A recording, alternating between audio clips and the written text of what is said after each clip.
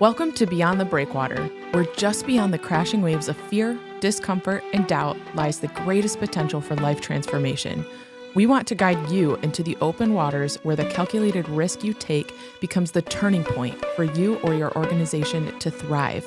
So draw up your anchors and prepare for departure in this week's episode of Beyond the Breakwater.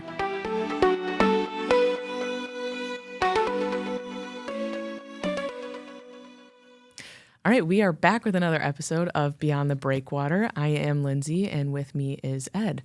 What do you have to say for yourself, Ed? What? Josh, we got to start over. Why? I wasn't ready for that tee up, and I didn't know, and I didn't want to say it's really good to be here. This has been really fun. You should have, because then I would have said, Josh, mute him. Should we just keep going? Josh, start it over. No. This is the personality I want. All right, we're starting over. It's good to be here, Lyndsay. Is this the intro? I don't know. Mass chaos. We've lost listeners. I think we lost. They already turned it off. So all if right. they're brave enough to keep it going, all right, good. All right. Yeah. Let's just keep rolling. Okay. All right. So we are here. We're talking about another a great topic this week. Now I'm repeating what you say. But we kind of have been talking about questions and answers that we've had with listeners. We've been having a lot of conversations with people across the state from different churches, different church leaders, board members, elders, pastors, and it's been really interesting, I think, just in those conversations, hearing a lot of the pushback and the resistance that they're having, some of the pieces that they are struggling with. And so one, I kind of just also want to give like a plug to listeners. I've said this before, but you can actually reach us at hello@beyondthebreakwater.org. And we would love to have these conversations with you because I think it gives us a lot more to go off of for episodes, because we really want to know what things are you guys struggling with? Like, what do you want to hear? What would be most helpful and a value add for you?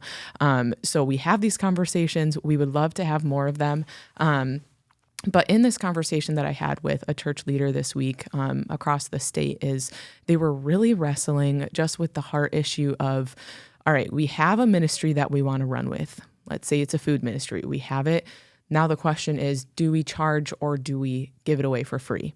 If you have not listened to episode 26, we cover like the biblical grounds for that question. But kind of what he had walked me through in our conversation was the ministry that he had just done over Christmas time at their church. He's been listening to the podcast also, so he's kind of been testing out some of our concepts and principles and talking with the people he is serving.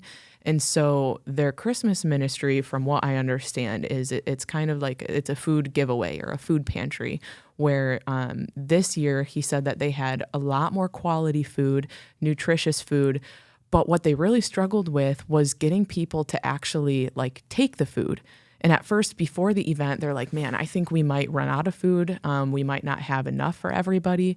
But what they found was, like, even after saying like, okay, please, like, fill your bag, like, fill it to the brim. Like he said, like, you could just see it on their face. Like they had to swallow their pride is what he said. So he came up with this phenomenal idea after he had kind of jumped on our model at the Bridge grocery store food center, and he wanted to be with the people on their way out the door. So he would walk them out to their cars, ask them like, what's your story? What's your life like? Are you working? Getting to their vehicle, being like, okay, all of these people have like functioning vehicles. And he was saying these people were Alice to a T, like everything that we've talked about, like they're working, they might be working multiple jobs. And for whatever reason, they find themselves in life circumstances to be struggling to make ends meet. He talked with somebody who was having health problems, and that was preventing them from meeting all of their expense needs because all of their bills were going toward like medical expenses, or daughter is in a crisis. And so all of the Alice group that we've talked about, it's like they are one crisis away from like financial ruin. Mm-hmm. And so he went back in and kind of pitched it to one of their leaders, like, okay, what if we were to sell the bags for $3, just charge everyone $3 for a bag and say, fill it to the brim. That is that equal exchange part of, all right, we've paid for this. This is a business deal. And now I feel okay taking this food because I've paid for it. And he said he just saw the look in their face go sour of like, ugh, and sour in the sense of like, I'm really wrestling with this, that, and what I'm assuming is just like, okay, we know things to be given away freely. Like that is what we feel like is helpful to people. And the question that he had posed to me was, are we actually dignifying these people that we are serving? Like, what evidence do we have? What metrics do we have that by charging, they are happier? Because he said, like, all of the people they served, like, they were thankful, but would they be more thankful if they charged $3 for the bag? Like, what evidence do we have? So, Ed, could you speak to that? I think it's a great question. I think we have to look at it from the standpoint of we've been doing this for quite a few years, over a decade, of charging people for different things. So when I hear that this is like the heart of what people are struggling with is to charge or not to charge, I mean, that's really the question. And I think we're learning, based upon what feedback we're getting, is churches are having the most difficult time getting over that hump. Like they just can't seem to bring themselves there. I think a couple of observations with that is sometimes when we're hearing them, we hear them talk about them. Yeah. You know, when you start hearing people say, well, we know what's better for them, and I know we're talking about the Alice population, those who make between $72,000 and $30,000 a year for a family of four. And when somebody stands up and says, well, we know what they want, and it's about them, that's a whole different thing than when you hear from people who say, this is what I want. This is going to be the most helpful for me. I'm in it. And I think churches are sometimes caught in this, let's do a ministry for them. It doesn't matter who the them is. But as soon as we have that kind of a conversation of this is good for them, then it's all messed up. And I would use as a basis for this conversation is we were in Grand Rapids not too long ago, and we were meeting, we just decided to walk the streets, and we came across some homeless people and invited them to breakfast, and we had a 2.5-hour conversation with them. And I think what came out of that conversation was the most important thing for me. I learned so much, and it was easy for me because I kept saying, I'm not homeless, so please tell me what it's like. I'm not homeless, so tell me. And I got a firsthand experience, and you joined the conversation. And here we were sitting at the feet of the masters, if you will, who were in a situation that we could say, we want to know everything that you are going through, and what do you like and what do you not like. And I'll never forget, he said, you want to know the heart of the problem? I said, what? He said, the people that are running the shelters have never been homeless, and they think they know better than us about what it's like to be homeless. And so everything is based upon them model. And I remember we asked, so tell us what you want. And they outlined an amazing place. This is incredible. And we might have talked about this before, but let me just share a couple details. They wanted a warming center. And they wanted a warming center, and they said, all right, Ed, we want you to go buy a pallet of coffee. And I smiled because I had no idea that we have a coffee shop, you know, so we can get coffee cheap. And he said, now sell it to us, like for 10 cents a cup, you know, something that we could buy. He goes, don't give it to us free. I'll never forget it. Don't give it to us for free. And then he said, and we want sandwiches, but we want to be the one making the sandwiches. So pay us to make the sandwiches, and then we have to charge for the sandwiches. And we were asking questions like, well, what happens if somebody comes in and has no money? Well, then we make them clean the tables. They're going to work for it. So we're going to give them a job to earn something so they can buy a cup of coffee, or have a job in the warming center so that they can buy a sandwich. Now, when people that are homeless are outlining what a homeless shelter ought to be because they're in it, and then they said, would you start a warming center here? I mean, I smiled because we don't have the resources to do that, but maybe God will give us the resources to help this happen. But then we were learning from the people that are in the situation, and we were the learners. Yeah, and that's exactly in this conversation with the listener that we were kind of talking about is where are people getting the idea that like free is helpful? And that's all we have ever really been modeled from the government and welfare programs. Yeah. And so I think my challenge back to him was your church leaders need to look at how they should be serving, not based off of a model that isn't working, but that's up for debate. Right. But don't look at it from the model, but look at it from the people you are serving. Like, be a learner of those people and like know what their situation is like, because you may be serving them in a way that they are not asking for and in a way that is not helpful to them. And so I think in these conversations that we had in Grand Rapids, another thing that circulated was they said we show up to homeless shelters and we feel disrespected, like they don't listen to our stories. They tell us where to go and what to do. But if you were to hire us and we know what it's like, we know how to care for people, like I think there's that dignity piece. Like they want to work, they want to be seen. And I think if I were to piggyback off of that experience, we had met somebody unrelated to the breakfast. But he used to be working. He was working at a factory. He was making like $27 an hour, he said, and he got shot. And medical expenses, the like disability now that he has, he found himself unable to work and then out on the streets. And he had said, no one's immune to this happening. Like the right set of circumstances at the right time, this could be anybody. And so I had asked him, we were kind of sitting on a sidewalk and there were others alongside of us. And I had said, are these guys next to you, or are they your friends? And he was like, sort of, I don't know. Like we take care of each other, but you also like, you keep your lives pretty private being homeless. He's like, we don't want to give anybody a reason to think that we are begging. We don't want to give anyone a reason to think that we're going to ask them for something. And like that too, but they just get stolen from a lot, he had said. And so that also told me the dignity piece. Like I asked him, like, do you like your life being private? Like, do you enjoy living that way? He said, no, I want people to know who I am. I want them to know that I'm not just here to beg and I'm not just here with my hands out. And so in this conversation with the listener, I'm like, you're asking about dignity and how impactful that is for someone. Listen to the people that you're serving. Yeah. I think I was surprised in those conversations and they all have names. Mm-hmm. And I think that's what was so precious, is that we really got to know them as people and as individuals. Yeah. And I think the thing that really stood out to me is that they said, we would rather be cold and shiver all night and sleep outside than be disrespected. And that was so compelling for me that I didn't know what to do with that. I thought about that for weeks. Mm-hmm. Like, you mean rather than being warm and have a shower and have a bed, you would rather stay outside than feel disrespected.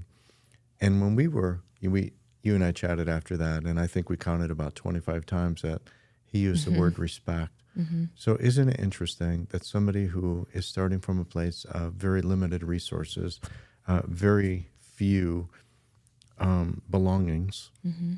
and respect meant more than anything else. And when we went and brought food, I want to clarify that too, because we didn't go give them food. We went and had dinner with them. Mm-hmm. And I think for us, that was, I know it really wrecked my life a little bit, because I think we got a friend. We made so many friends. Mm-hmm. I mean, I felt like I walked away and said, I just had the best meal of my life because of the company that I got to spend it with. And we didn't go and give them food. We went and said, hey, would y'all like to have dinner with us? Mm-hmm. And I don't know, 40 people or so came. Yeah. And here we were sitting on the sidewalk, having chicken. Yeah. And we were enjoying a meal with them. And it was the most precious meal. I would say it was one of the most incredible family gatherings that we've ever had. And I want to share one story about it, Lyndsay. Yeah. Because it so moved me. Mm-hmm. So the food was ready. We were ready to start serving. And we just went as servers. Mm-hmm. And so I said, well, let's gather around. And somebody said, are we having a prayer? I said, yeah. And I prayed, and everybody was respectful. All the guys took their hats off, and I didn't ask. They just all took their hats off, and we all prayed. And when we got done, and I got done praying, and I said, amen, I was shocked at the resounding amen that came from this group on the street. Yeah. And I think it so struck me because that was a family prayer. Yeah. And we went to be family with them. And even though we couldn't understand what they were going through and we didn't really get it, and we were trying so hard to maintain dignity for them and respect for them because that's what we had heard the day before. So just going to have a meal with them. And I think they were surprised. And so we're going to go back. We're planning a trip to go back there. We're going to bring a couple of grills because one of the requests was we'd sure like a home-cooked meal. So I think we're going to surprise our new friends and go and bring a grill and bring some more people. Yeah. And just go have a great cookout underneath the bridge. Yeah. And I think, too, kind of jumping off of like the resounding amen, like the respect and like camaraderie that we all had in that group. I think too, like in those scenarios, I think at least I was feeling like this pressure of like, okay, when should I share who Jesus is and like the hope that Jesus brings to people that are seemingly like hopeless right now.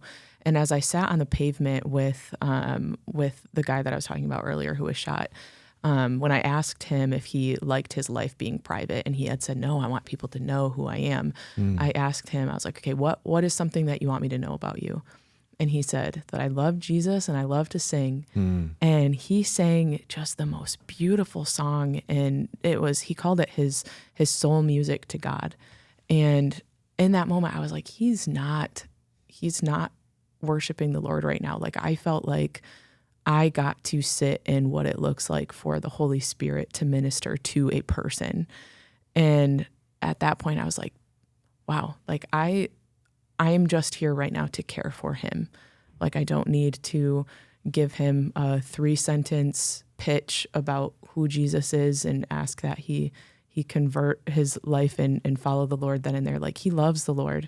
And every person that I talked to that night was like this is the song that I listen to every single day, and it was a worship song. And this is how I have to like center my mind on like being warm and like remembering who God is and what he's done for me. It's like they had the strongest faith that I had ever seen. Yeah. And then I was thinking too, I'm like, man, if I was so cold that night, like if somebody had tried to like, I don't know, get me to follow their religion, I'd be like, can you give me a blanket first or a meal? Yeah. That's all they wanted. And they wanted time. And I don't know if you were aware, because I know you were talking with a couple of people, that one guy came up and said, I just want y'all to know I'm not a believer. And we said, okay, you want to join us for dinner? And he was like, yeah. And so he just had dinner with us. And yeah, he was expecting us to probably say, no, we got to tell you about Jesus before you get a food. But we did. We learned a lot that night, that they just want to be warm. They want to be respected. And we brought the meal out to them because a question was asked, are you guys hungry? And I remember him saying, we're always hungry. Yeah. And that really kind of grabbed me. Like, you're hungry and you're cold. And I can't figure out why they don't go south. And I've been asking, like, why wouldn't you go south? But this is home for them. And so they just want to stay here. And yeah. Can't wait to go back. That was really special. And sorry, you're about to jump somewhere. All I was going to say was, I think the reason we're talking about this with listeners, this is not a metric. This is not, I'm going to prove to you. Right. This is, people come to the bridge every day. We're open, even though they buy a couple of items, one, because they're loved and they're cared for. And they know that they can cry with us. We can pray for them if they would like us to pray. They can not pray if they don't want to pray. Why would they come every day? Because of how they're feeling. So there's something about charging, and there's something about respecting a person's dignity. And I think the church should be the leader of that, respecting people's dignity. And when a car goes out and we sell the car, and we love to tell that story about somebody buying a car for $5, you know, they got change from their cup holder and they were underneath the seats and they gathered $5 together to buy a car. When we tell the donors that story, it's so heartwarming to them because they gave a gift and they knew we sold it for $5 and they couldn't be happier. And we didn't say we gave away their car, Somebody bought it for $5, and that seems to stir something in a donor. So I'm not sure where the church is struggling. I know the church is struggling because we just said this is the heart of the struggle, is do we charge or not to charge? And if people are looking for proof of why they should charge, I would say try charging and see what change it makes. And I love that idea. Here's a bag, $3 a bag. Yeah. And let people fill the bag. Right. And Business deal done. Yes. Yeah. And here's another example. So, we did parent shopping night, and we told listeners about that. Back in December before Christmas, we told them about that. And so people came and they would shop, and we told everybody that the money that's raised tonight, and it was 25 cents on the dollar for a brand new toy, all of the money is going to go buy food at the bridge for the community. And they don't understand that it's the money will never go away, because when you buy $5,000, which is how much was raised, which I couldn't believe it, $5,000 of toys, but we sold almost 20,000 worth, right? What's that? We sold like $20,000 worth of toys, $20,000 but $5,000 toys, for right? For $5,000, and there was 1,000 toys in there, and it was just crazy. But the money that was raised went to the bridge that we bought food, and it's going to replenish itself. So the $5,000 collected is never going to run out. Now we have $5,000 of food. We'll sell it. We have $5,000. We can buy it again. I know we've talked about the multiplication, right? But this is what meant everything. If I would have one takeaway from that night, when people, and they're Alice, when people heard that the money collected from the toys is going to go buy people food in the community, people who don't have a lot took extra out of their wallet and gave a gift. They bought their toys, and then they gave extra. That's incredible. And so that one act is probably more significant. And it wasn't one. It was a number of people. I mean, the people that were there at the cash register, it was shocking them that people kept doing that. Why do you think they did that? Dignity. Yeah. They got to make a difference. The making a difference. And we treated them with such dignity and respect, and they knew that their money was going to make a difference, that they were willing to give a little extra. I love seeing at the bridge, and we see this fairly often, that somebody will come into the line and, they've added everything up and they think they have enough. I mean, we all do that, I have so many dollars on me, so can I stay within my budget? And it happens so often that somebody would be like, oh, I'll put this back because I don't have enough money for this. Right. And the person behind them buys it for them. When a person who doesn't have a lot is buying something for somebody else who doesn't have a lot, it's amazing. It's just how they're treated. So I can't prove to anybody why it works, but I can tell you, beyond the shadow of a doubt, we've done the free, and we know how we're treated. Right. And we know the entitlement. Nobody likes to use that word. But I think as a society, we've created an entitlement monster that's now out of control. And churches are participating in this entitlement monster by giving everything away. And when you tweak it, and if you don't mind, I'd like to speak to that, because you don't have to go from not charging to charging. If you're not charging and you want to go to charging, you could start with suggested donations. I just had a great conversation with a pastor in Detroit who said, we're giving everything away. How do we transition? And I said, well, starting at this day, we're going to ask for a donation. And then slowly over 6 months go to, now we're going to start charging. And maybe have a free section and then have a charging section.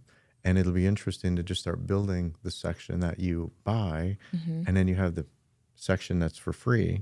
And every church actually can experiment with this. Have a free section. Have a charge section, and see what happens with the community. Who's taken free, and who are the ones that are purchasing. Right. Because at the bridge, we will have people come into the bridge, and they'll be like, well, I heard this is a free pantry. No, it's not. And they treat us disrespectfully, leaving because we're not giving it to them free. See, isn't that interesting? Yeah. And the people that actually shop at the bridge, in 7 years, we've had less than 5 people who have maybe been disrespectful. In thousands of people, 5. And yet when somebody comes in off the street and is mad because we're not going to give it away free and treats us disrespectfully, that tells us something. So I know this is hard for churches. Yeah. And I can't prove it. But I think what we're saying too is like it has to come at listening, because we've talked about there are times to give things for free when someone is in crisis or they can't do it for themselves. Like don't ever do something for someone that they can't do for themselves. So Ed, you have a part of scripture that is referencing what that looks like. I do. Somebody passed this on to us, which was really kind of incredible. I didn't find this. Somebody found it and sent it to me and said, maybe this will help listeners. And it helped me. So this is from, of all books, Leviticus. It's like, can anything good come out of Leviticus? But this is amazing. Listen to this. If any of your fellow Israelites become poor and are unable to support themselves among you, we have that today, right? Help them as you would a foreigner and stranger, so that they can continue to live among you. People just want to simply live. Do not take interest or any profit from them, but fear your God, so that they may continue to live among you. So far, lend them money, help them. And don't make a profit. Like that's Don't key make a too. profit. Like we're not making a profit. We are not making a profit. So sell them, but don't make a profit. Lend to them, but don't make a profit. Do not take interest or any profit from them, but fear your God, so that they may continue to live among you. You must not lend them money at interest or sell them food at a profit. I love that.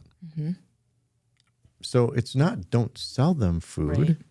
It's you can sell them food to help them live. Just don't charge extra for them. Don't build your ministry on their backs. Yes. And I think that's really the key is, and I think we're living in a society, and this could be actually a whole nother podcast, is that we are profiting oftentimes from the poor, like say credit card interest. We are profiting for the people that don't have it already as a society. And I think God has a lot to say about that. Yeah. Don't charge them interest. And yet that's our whole society. Yeah. Was there anything left in that? There you is. wanted to Here's read? another Okay. verse. So this is verse 39. If any of your fellow Israelites become poor and sell themselves to you, do not make them work as slaves. They are to be treated as hired workers or temporary residents among you. I like that too, because of course I'm not promoting slavery. Don't get this wrong. They were hiring themselves out. That's what they were doing. Like, okay, I'm poor. I'm going to hire myself out. And God said, don't treat them disrespectfully. That's the word that God didn't use. But don't treat them as you would a slave. Treat them as a fellow Israelite. So if you're poor and you're going, would you hire me? Then you treat them with respect so that they can earn the money, so that they can provide for themselves. I think there are so many things in the scriptures that God wants to teach us. It says, treat everybody with deep love, treat them with respect, help them to do it for themselves. Don't charge interest. Don't make a profit off of the poor. Try to help them. And I think this is where, of all people, Lyndsay, shouldn't the church be leading the pack? Right. Yeah, that's a question that I've been asking a lot, is just like, I think I've mentioned it in previous episodes, but just do people know the heart of Jesus by how the church acts and treats others? Right. And I think we get a pretty limited view of the heart of Jesus when all we are doing is just the typical like Sunday morning gatherings, weeknight gatherings. But are we serving, and how are we serving? The how is huge. And so I think if people can listen to those that they are serving, like let those you're serving inform the process, not a model that exists, but you have to cater to those that you are that you're interacting with. I think it's the how. I think you really nailed it. Sometimes I've been asked the question, like, we're doing a pantry, we're giving everything free. Is that good or bad? And I want to stop and just say, way to go. Way to go to the church that's doing that. Now, that may seem like, what? You just said you shouldn't do that. Yeah. You see, that's a church who's going beyond the breakwater. We're going to provide food for our community, and we're going to love people who normally we wouldn't get a chance to love. And I would say to that church, way to go. You're beyond the breakwater. You're reaching people that you've never reached before. However, here's the how. The way that it's being done, you're losing the respect of those people because they're being treated disrespectfully, because they're not being allowed to pay for it. See, that's not even an option. The church should try to give an option. Right. Even if it's, let's try it. Fill a bag for $3 and see what happens. Right. Because then you're not taking from anybody. You're buying it. You've got the business deal. And I think if churches could experiment with, how can we tweak this so that we're beyond the breakwater? At the same time, we're doing it in a way that's respectful to people. Right. And I would be curious to say, you don't need metrics. Go figure it out for yourself. Right. And see how your community responds. But it'll take a while because if you're giving it away free, we know this to be oftentimes charity. You're not going to reach the people that are working. And I would challenge any listener, go to a gas station, go to a restaurant and say, when you're done with your shift, how do you feel about going to a free food giveaway? And they'll probably tell you, I would never do it. Yeah. Because they're working. So you see, if we're doing everything free as a church, we're probably reaching those below the poverty line. That would be my hunch, just from what we've done in the past. Yeah. So if you all of a sudden start charging, you may find that, wait, you're charging people that don't have anything. But you're starting, it might take a while. I guess that's where I'm going. It might take a while. And it might take a while for Alice to realize that you're really doing this for them. And it's also giving people that are in poverty dignity. Yeah. Start with a quarter, start with $1, start with $3. I mean, I still remember when somebody came to Gateway Healthcare and they had $1 to their name. And Mackenzie, she's our medical assistant who answered the phone, and then received him when he came in. And she said, he's only got $1. What do I do? I said, take his $1. And she was shocked. She goes, but then I'm taking everything he has. I said, it's all about dignity. And he stayed for an hour. And long story short, he's the one that we were able to we helped him with license plates. We helped him with insurance, paid insurance for 6 months, got license plates for his car, helped him with the medicine. So for $1, he actually got blessed with about $800 of resources for $1. Yeah. But you see, he didn't fight the dollar.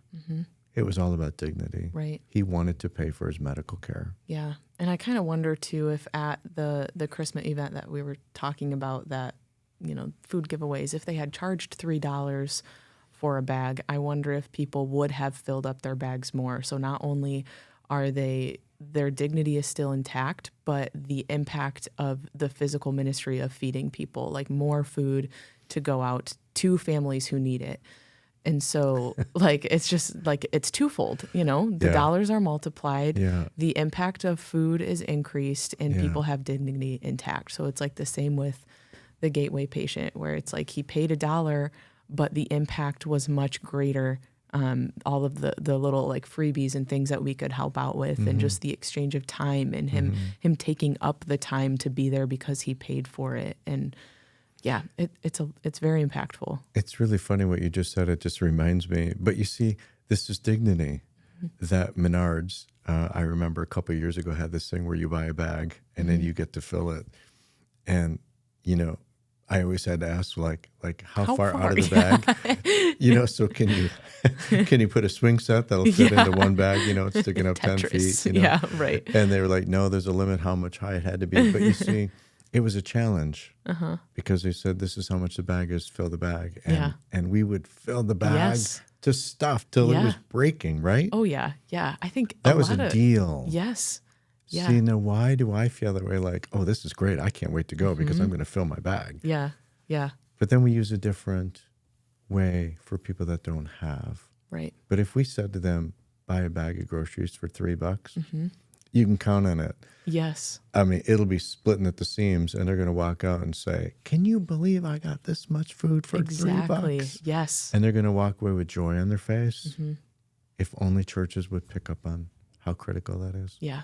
Yeah. That's great. Are there any takeaways or things that people should do before they go? Experiment. Find a way. Find a way to start treating people with dignity. And that means you have to charge them. Thanks for tuning in to this week's episode of Beyond the Breakwater, a podcast of Elevate Community Ministries. Don't let the conversation stop here. You can email us at hello@beyondthebreakwater.org. We would love to chat with you, answer questions, plan a visit, and help you take your next step. We'll see you next week.